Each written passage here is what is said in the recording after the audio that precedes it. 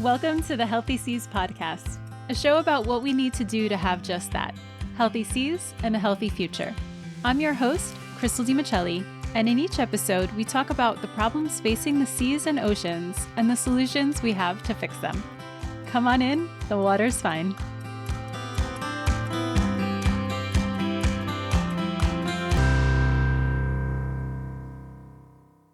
Today I'm talking with Naude Dreyer, the co-founder of Ocean Conservation Namibia.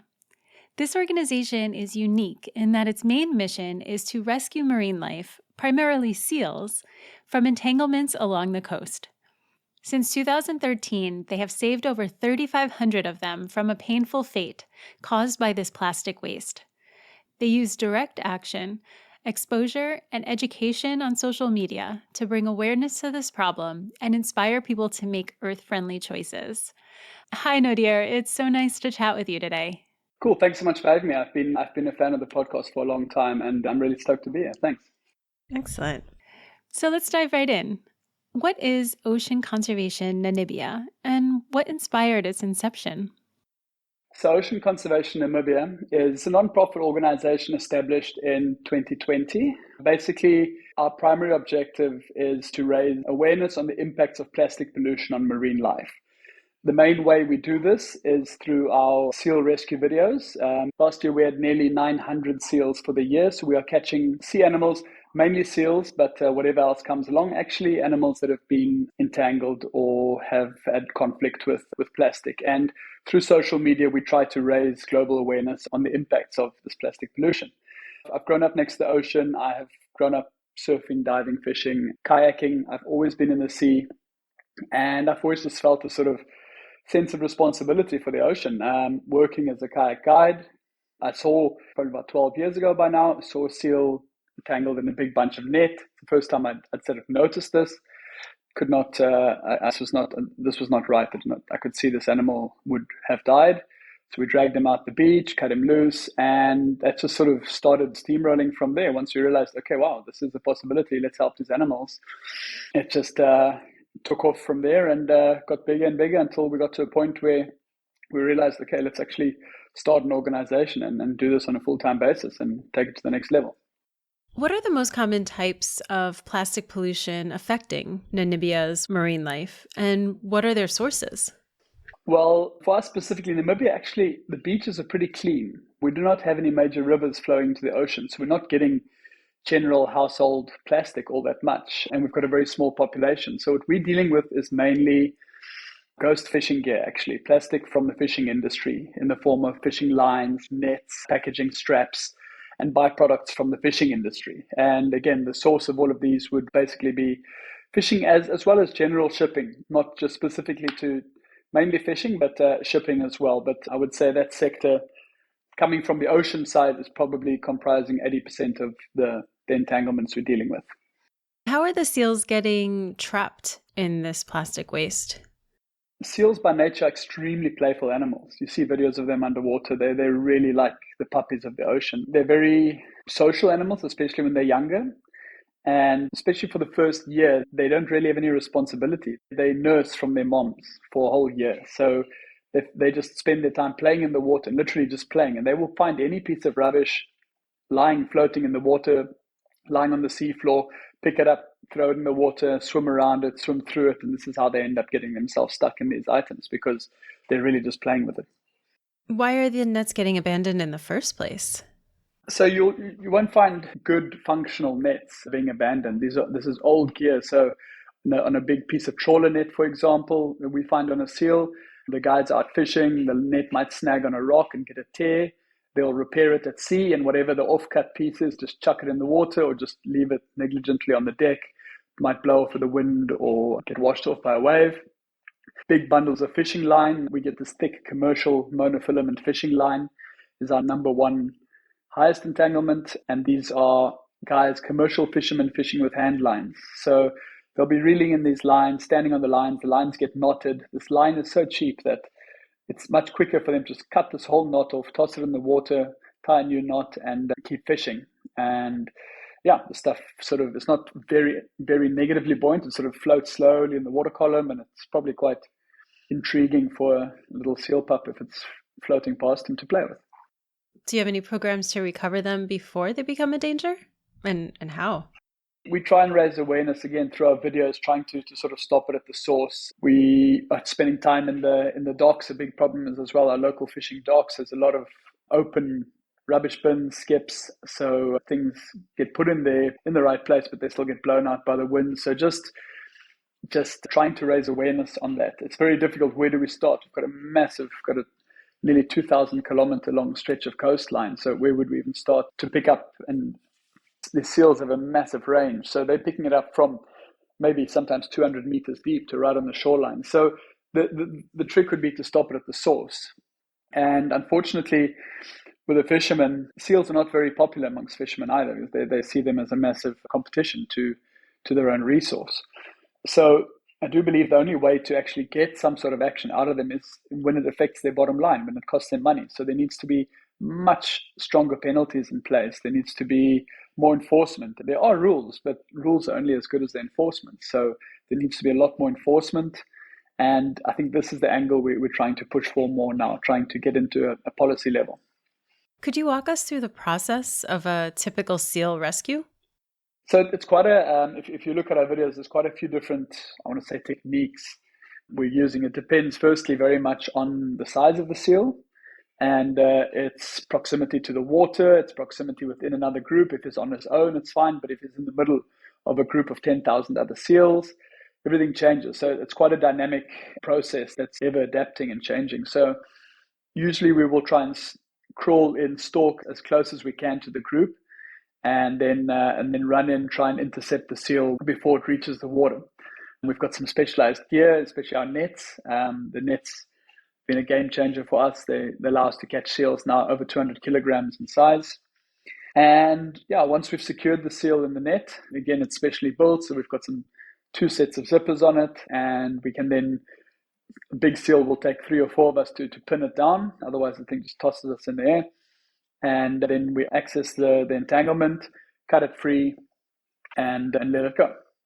But that's in theory how it should always happen. It's not always the case. So just last week we were in extremely rocky, very slippery rocks area, so we kept falling, and so everything doesn't always go according to plan. So we need to really think on our feet and be ready for anything that comes our way. And tranquilizing them is not an option?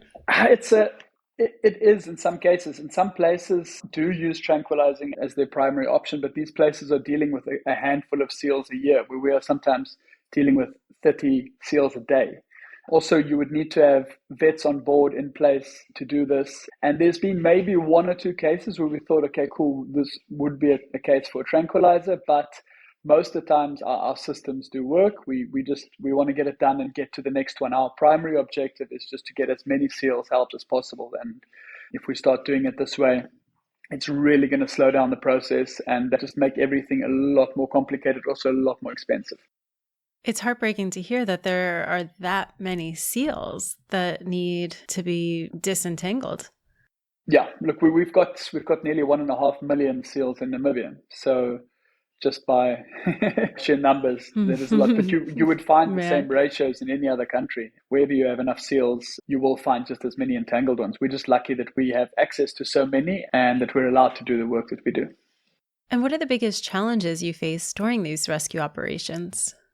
Well, on a personal level, safety is always a concern for ourselves and for the animals. For example, for the last 2 months, we've done very few rescues because all the new pups have been born. They can't swim for the first few weeks, so we can't just go charging into a group and have these seals stampede into the water. The little ones will literally drown or get trampled by the big ones. So we were always worried about the safety of the animals first. Ourselves, we do get bitten every once in a while, but nothing major has happened yet. So we do need to take caution on that.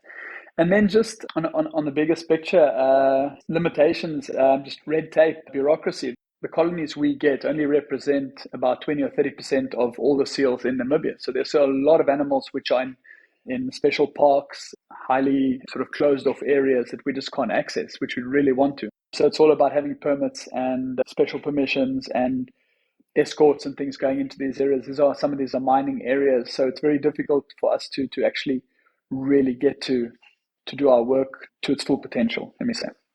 Now, OCN has rescued over 3,500 seals from entanglement. Can you share a success story that stands out to you?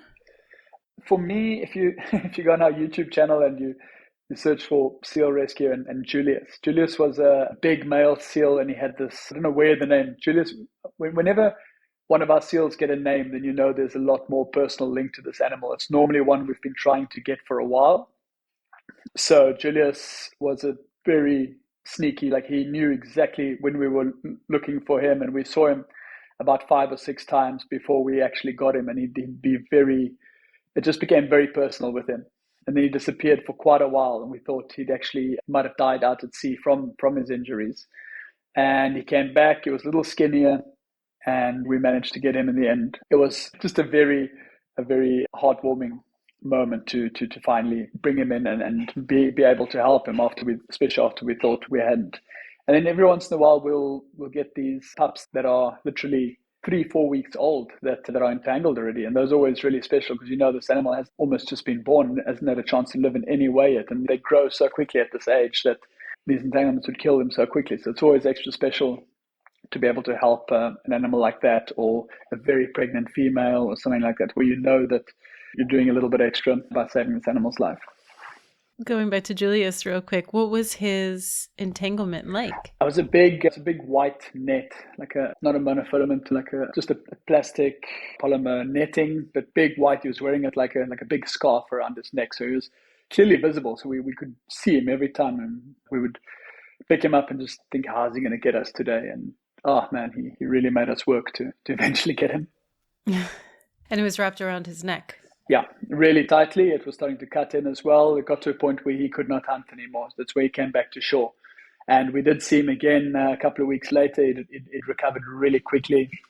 The nice thing is with the salt water is the best cure for these animals. We get asked very often why we're not administering antibiotics and disinfectants and things. And the truth is that the salt water is just amazing. We've seen this over and over, and we've never found an animal dead after we've disentangled it. It's not to say it hasn't happened, but having dealt with so many animals, we've never once found one that had not made it afterwards. That's good to hear. So what does your everyday look like doing this kind of work? So we'll try and go out to sea, to the beach 3 or 4 times a week. Around that, on me personally, every day, I've got 3 young kids as well, so there's a lot of time dropping off kids for sport, homework, things like that. And then also the whole organization as a whole is a lot more than just the SEAL rescues. We spend a lot of time doing podcasts, online Zoom meetings and things. We're doing training, we're doing presentations for NGOs, for school groups, things like this. So we are being kept pretty busy all the time. And then always scheming, planning for future plans, what we can do to improve our own things and where we can help, communities we can reach, or how we can get our message out there to more people. What strategies does OCN employ to combat plastic pollution and its effects on marine life? We've got a lot of more online campaigns. We are doing some local beach cleanups, and we do school visits and things on a local level. And on a bigger scale, we are constantly campaigning. We've done a very big, like a nearly 2-month-long social media campaign on, firstly, the impacts of plastics and just how, on a personal level, everybody, what they can do to reduce the amount of plastics they're using, and small tips to change behavior that might affect a bigger change if everybody actually starts to do it. Do you have any opportunities to work directly with the fishers?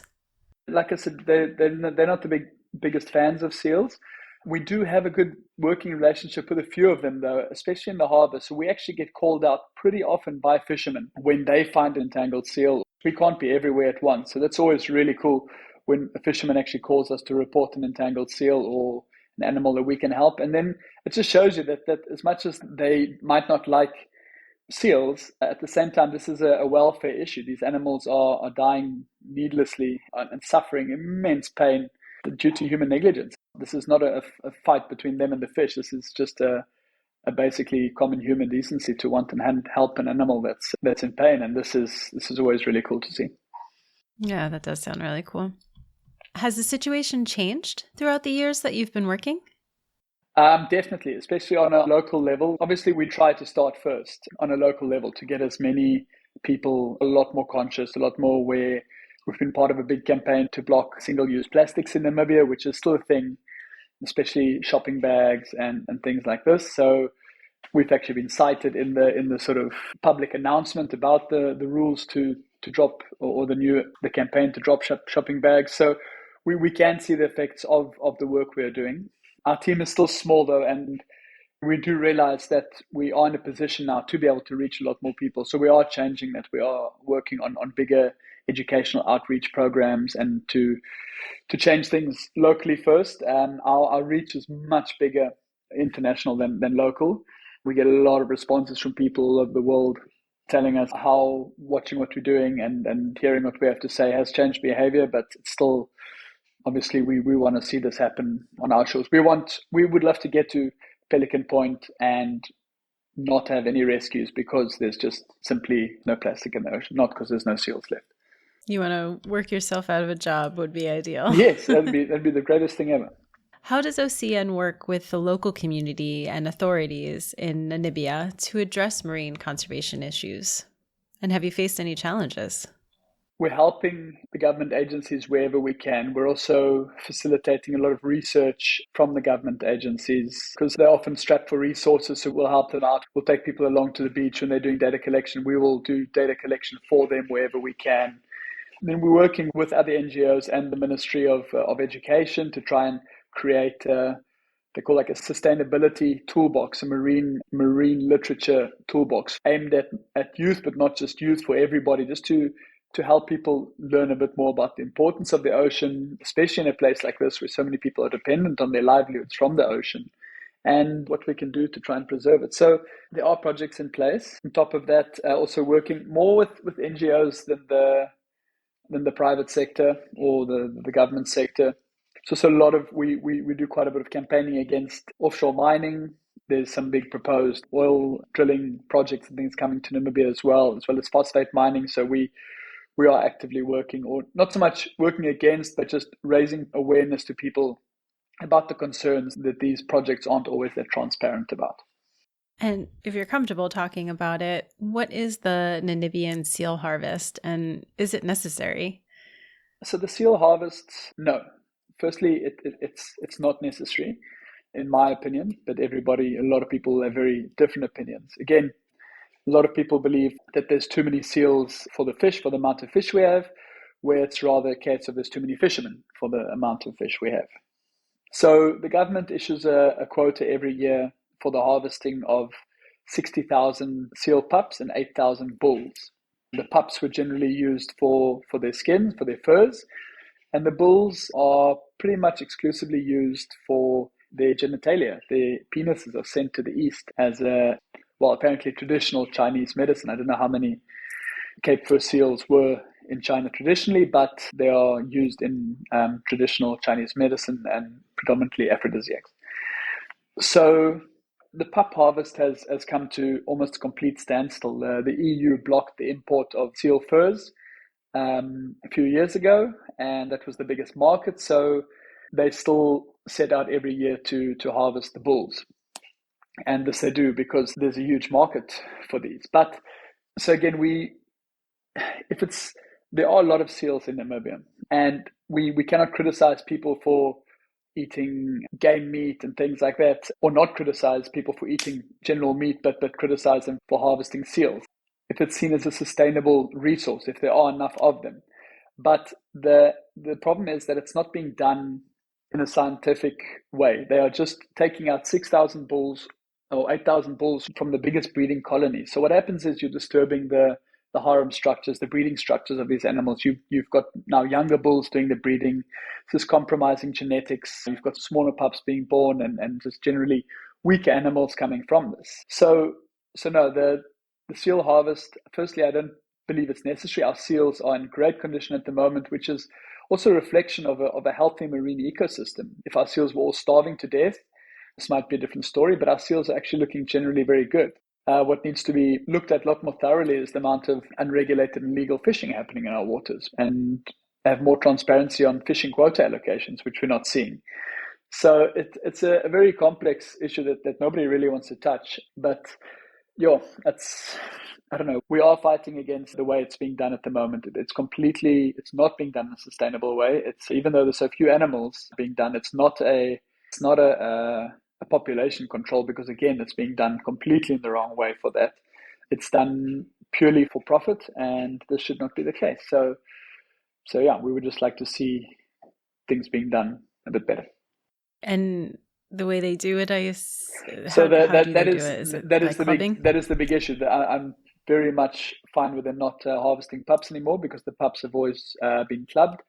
The bulls are still shot, but like I said, the pup harvesters come to an almost complete standstill, and they've tried as they want to find alternative uses for the seals, whether it be for animal food or human food, but nobody seems to want the seal meat. So for this reason, the clubbing of the pups has pretty much come to a standstill for the last 4 or 5 years already. And what are OCN's goals for the near future? Are there any new projects or initiatives that you're excited about?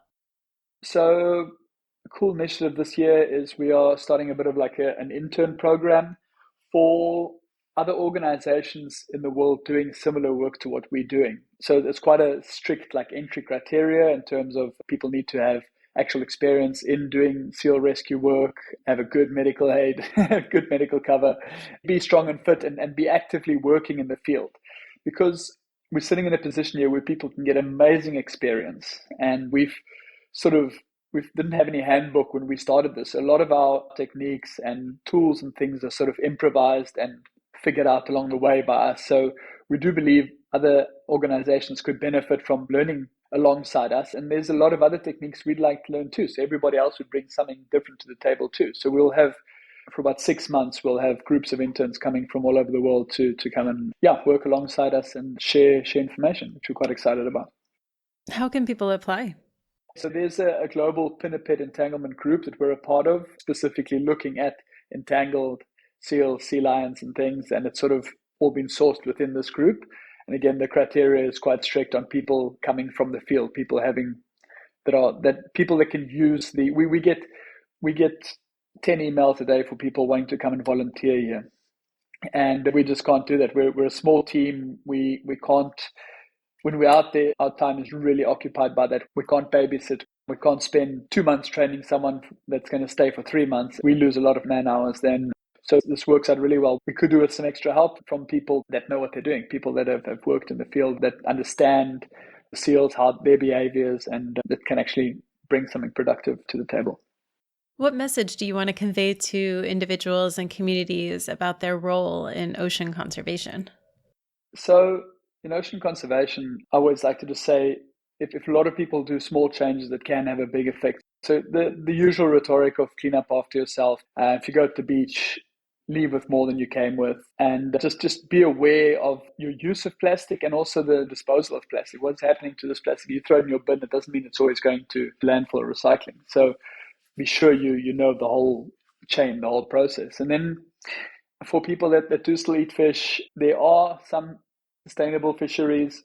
If you're going to eat fish, make sure, try and get it from the guy down the road who's caught it by hand himself. Do not support big commercial fishing. They even with all kinds of certification stickers and things on them, most fisheries are not done in a clean, sustainable way. It's very difficult. You might have to pay a lot more, but cheap fish does not mean good fish. It's really, the fishing industry can be very dirty and very untransparent, very sort of hazy on their processes and things. So if you do eat fish, try and read up, figure out what, especially in your area, what fishes are sustainable, what is their listing. Different countries have different sort of gradings or listings as to the sustainability of the fish.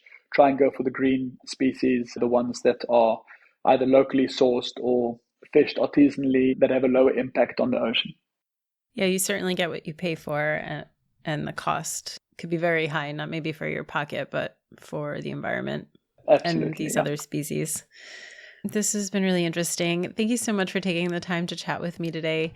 I think what you guys are doing is so important, and every species, every individual animal, they all matter. And you guys live and breathe that. So thank you for the work that you do.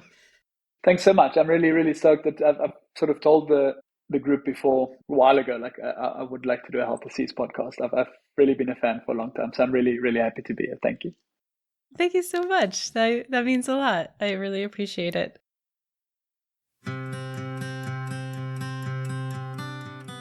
Healthy Seas is a nonprofit on a journey from waste to where. Founded in 2013, the organization aims at reducing marine litter caused by lost fishing gear through cleanup, prevention, and education activities. The nets collected by Healthy Seas are subsequently reused and recycled and used by its partners for the creation of new products.